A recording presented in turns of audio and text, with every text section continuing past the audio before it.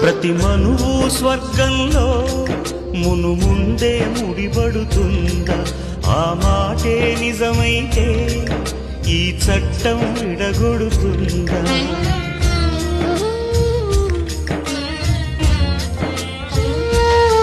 నీ రాతకు ఎంత సత్యం ఉందో చూదువు బ్రహ్మయ్యా, నీ సాక్ష్యం ఎంత విలువైందో ఓ అగ్ని చూడయ్యా.